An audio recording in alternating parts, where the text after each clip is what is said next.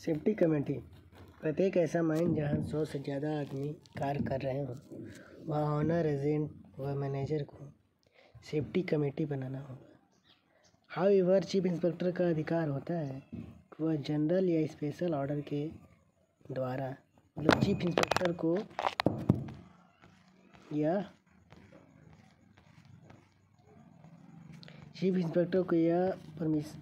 अधिकार होता है कि वह स्पेशल ऑर्डर के द्वारा ग्रुप ऑफ माइंस के लिए भी सेफ्टी कमेटी बना सकता है। Composition of safety committee. Safety committee में निम्नलिखित मेंबर होंगे। मैनेजर उसका चेयरमैन होगा और चेयरमैन 5 कमिटेड पर्सन को कमेटी के लिए नॉमिनेट करेगा। और मैनेजर और चेयरमैन मैनेजर 5 कमेटी के लिए नॉमिनेट करेगा।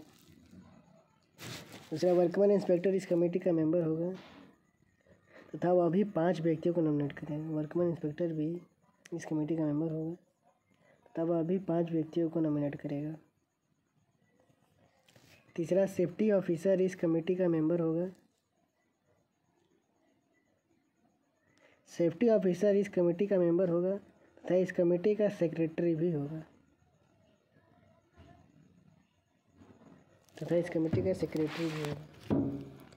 इसके अलावा चेयरमैन चाहे तो टेम्परेरी बेसिस पे कुछ लोगों को इस कमेटी का हिस्सा बना सकता है। इसके अलावा मैनेजर चाहे तो टेम्परेरी के तौर पर कुछ मेंबर को इस कमेटी का हिस्सा बना सकता है। चेयरमैन चाहे तो टेम्परेरी बेसिस पे कुछ लोगों को कमेटी का हिस्सा बना सकता है। ये था composition. Function of safety committee. ये कमेटी माइंस में अनसेफ कंडीशन को आइडेंटिफाई करना या वर्कमैन इंस्पेक्टर द्वारा नोटिस में लाए गए खतरनाक जगहों के लिए रेमेडी उपलब्ध कराना है। यह कमेटी माइंस में अनसेफ कंडीशन को आइडेंटिफाई करना या वर्कमैन इंस्पेक्टर द्वारा नोटिस लाए गए खतरनाक जगहों के लिए रेमेडी उपलब्ध कराना है। किसी नए डिस्ट्रिक्ट में माइन ऑपरेशन शुरू करने से पहले यह कमेटी हेल्थ या सेफ्टी संबंधी सही विषयों पर चर्चा करती है। किसी भी नए डिस्ट्रिक्ट में माइन वेंटिलेशन बनाने से पहले यह हेल्थ तथा सेफ्टी पर बात करती है।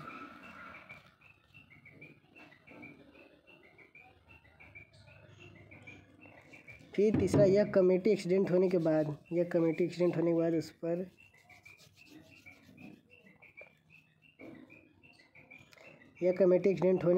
उस पर रिपोर्ट की जांच करती है तथा रिकमेंडेशन देती है।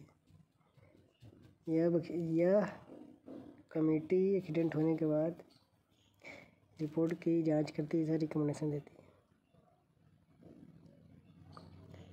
फिर अगला पॉइंट है, एक्सीडेंट के कारणों का एनालिसिस करके यह कमेटी पॉलिसी बनाती है। यह एक्सीडेंट के कारणों का एनालिसिस करके यह कमेटी एनालिसिस करके कमेटी पॉलिसी बनाती है। प्रत्येक 30 दिन में इस कमेटी को कम से कम एक बार मिलना होगा तथा रिकमेंडेशन देना होगा। प्रत्येक 30 दिन में इस कमेटी को बैठक करना होगा और रिकमेंडेशन देना होगा।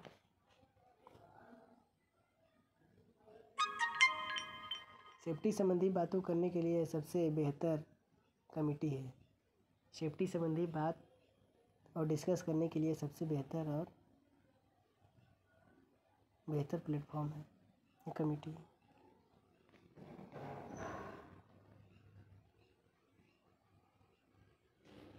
वर्कमैन इंस्पेक्टर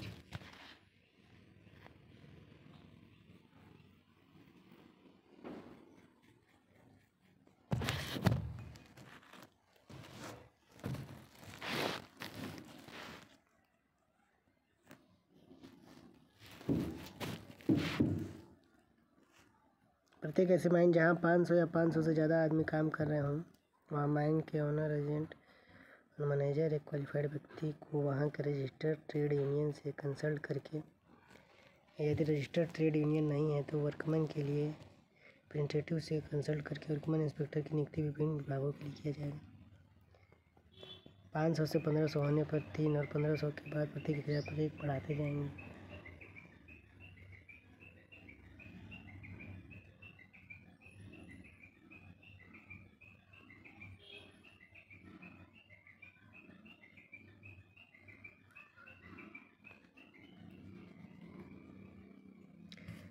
वर्कमैन फिर अगला पॉइंट है वर्कमैन इंस्पेक्टर के प्रावधान में दिए गए ओनर एजेंट या मैनेजर इस प्रकार से करेंगे कि किसी वर्कमैन इंस्पेक्टर के एब्सेंस में कोई दूसरा आदमी उनकी जगह सेवा दे सके।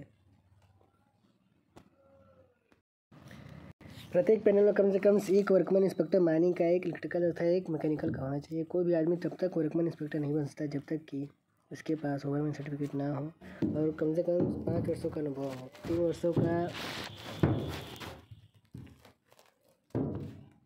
वर्षों का अनुभव किसी माइन से और 2 वर्ष का अनुभव उसी माइन से होना चाहिए। उसे एक ओरिएंटेशन ट्रेनिंग प्रोग्राम में भी जाना होगा जिसका सिलेबस चीफ इंस्पेक्टर के द्वारा इम्प्रूव होगा। वहाँ कम से कम 30 लेक्चर जो कि 2-2 घंटे का होना चाहिए उसे अटेंड करना होगा। उसे 30 लेक्चर अटेंड करना होगा जो कि कम से कम 2-2 घंटे का हो। वर्कमैन इंस्पेक्टर की ड्यूटी 29R रेगुलेशन में दिया गया है। क्लास 1 के अनुसार सप्ताह से उसे इंस्पेक्टर को ड्यूटी 2 ही दिन करनी होती है। वर्कमैन इंस्पेक्टर की ड्यूटी 2 ही दिन करनी होती है। हफ्ते में बाकी दिन वह as a workman inspector work करेगा, as a normal duty work perform करेगा। फिर अगला है माइंस के ओनर एजेंट मैनेजर की यह जिम्मेदारी है कि वो वर्कमैन इंस्पेक्टर के लिए पर्याप्त व्यवस्था करे ताकि वो माइंस में आसानी से इंस्पेक्शन फाइल खाली कर सके। माइंस इंस्पेक्टर के ओनर एजेंट मैनेजर की जिम्मेदारी कि वो अच्छा इंस्पेक्शन इंक्वायरी करने के लिए प्रॉपर व्यवस्था करें। फिर अगला बी पॉइंट है माइन के सभी ऑफिशियल की यह जिम्मेदारी है कि इंस्पेक्शन के दौरान उसका सहयोग करें।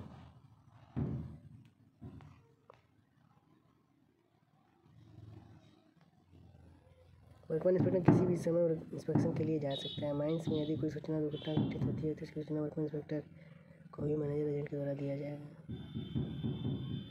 कोई भी घटना घटता है तो एजेंट मैनेजर द्वारा वर्कमैन इंस्पेक्टर को सूचना दिया जाएगा। वर्कमैन इंस्पेक्टर अपने पावर का कभी गलत इस्तेमाल नहीं करेगा। वर्कमैन इंस्पेक्टर अपने पावर का इस्तेमाल कभी भी गलत नहीं करेगा।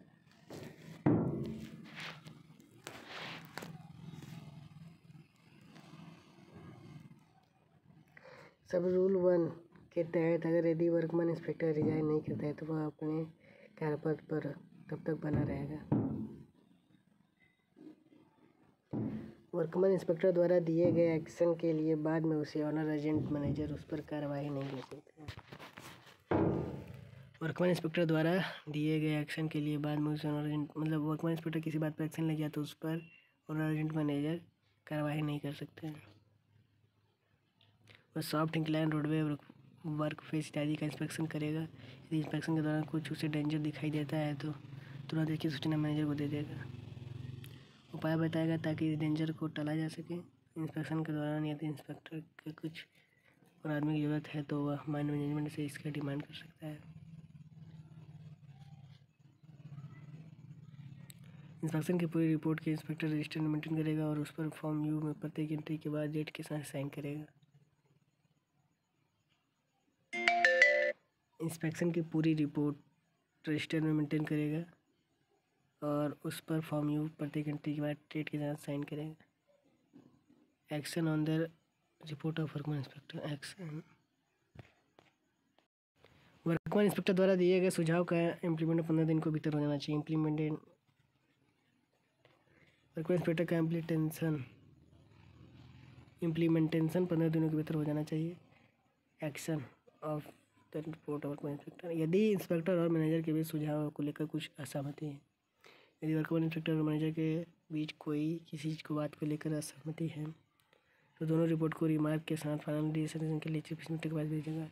तो दोनों रिपोर्ट को रिमार्क करके चीफ इंस्पेक्टर के पास भेज दिया जाएगा। फिर rescue chamber and refuge station.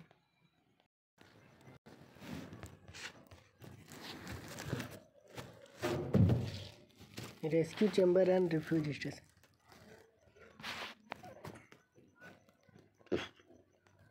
इस प्रकार का टेम्परेरी और परमानेंट कंस्ट्रक्शन माइन में वर्कर को शेल्टर देने के लिए बनाया जाता है। टेम्परेरी रेस्क्यू चैम्बर सामान्यतः प्रोडक्शन सेक्शन के पास बनाया जाता है जहाँ फेस पर कोयला निकाला जाता है। वहीं पर temporary rescue chamber refuge station बनाया जाता है ताकि इमरजेंसी के समय वर्कर इसमें आश्रय ले सकें। बाद में इन्हीं में से किसी एक का आवश्यकता अनुसार परमानेंट चैम्बर बना दिया जाता है। फिर बाद में इन्हें ही आवश्यकता अनुसार परमानेंट चैम्बर बना दिया जाता है। इस प्रकार के चैम्बर का मुख्य उद्देश्य यह है कि एक्सप्लोजन या दूसरे इमरजेंसी केस में वर्कर को जान बचाने के लिए होता है।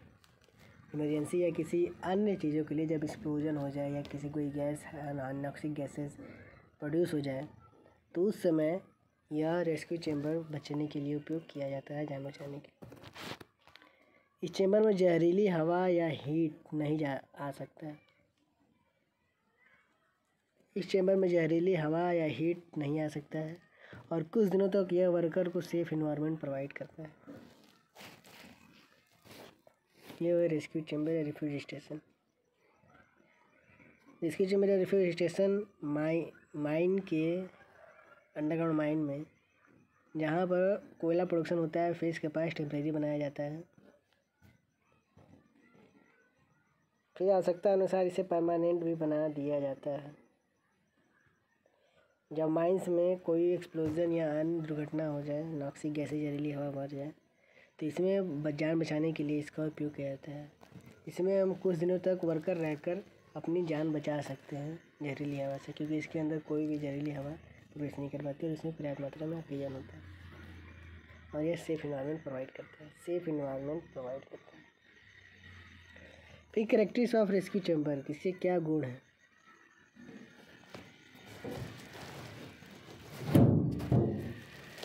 यह लो इंटेंसिटी के एक्सप्लोजन को सहन करने में सक्षम होना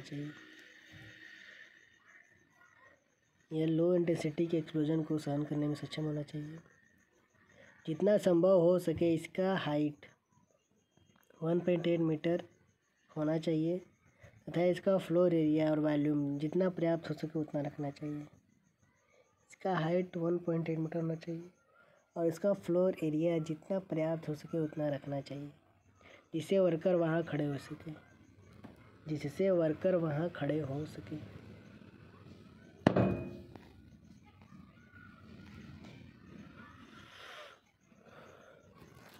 इस प्रकार के मटेरियल से बनाया जाना चाहिए जो कि फायर रेजिस्टेंस हो। रेस्क्यू चैम्बर इस प्रकार से मटेरियल होना चाहिए जो कि फायर रेजिस्टेंस। फिर अगला पॉइंट है कि इसका लोकेशन एक्सेसिबल प्लेस पर होना चाहिए ताकि इसमें आसानी से पहुंचा जा सके तथा इसके अंदर हेल्दी रिसिप्रेबल एटमॉस्फेयर होना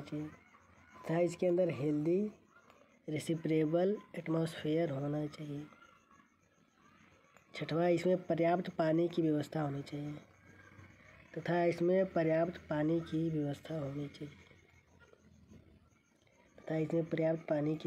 चाहिए। इसमें सरफेस से कम्युनिकेशन की पर्याप्त व्यवस्था होनी चाहिए।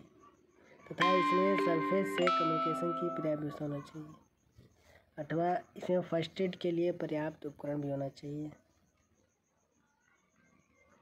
फिर अगला पॉइंट है कि रेस्क्यू चैम्बर के अंदर हवा को निम्न कारक प्रभावित करेंगे।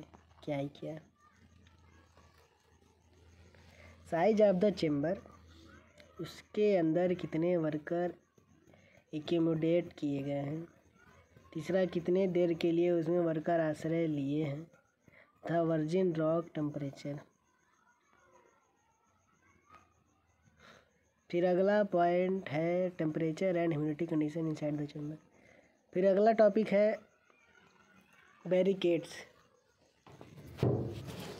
बैरिकेड्स बहुत ही यूज़फुल टेक्निक है जिसका इस्तेमाल ट्रैप्ड वर्कर को माइन, फायर या एक्सप्लोजन से बचने के लिए उपयोग किया जाता है। यह एक टेम्परेरी व्यवस्था है जिसके लिए वर्कर बिल्डिंग मटेरियल या दूसरे स्विचेबल मटेरियल इकट्ठा करते हैं और एक ऐसा स्थान ढूंढते हैं जहां पर्याप्त ऑक्सीजन उपलब्ध हो। बैरिकेड्स एक यूज़फुल टेक्निक है जिसका उपयोग माइन के ट्रैप्ड वर्करों को बचाने के लिए, माइन, फायर, एक्सप्लोजन से बचाने के लिए करते हैं। यह टेम्परेरी व्यवस्था है जिसके लिए वर्कर बिल्डिंग मटेरियल या दूसरे स्विचेबल मटेरियल को इकट्ठा करते हैं। यह वहाँ पर बनाया जाता है जहाँ पर पर्याप्त ऑक्सीजन उपलब्ध हो। बैरिकेड्स बनाने का तरीका,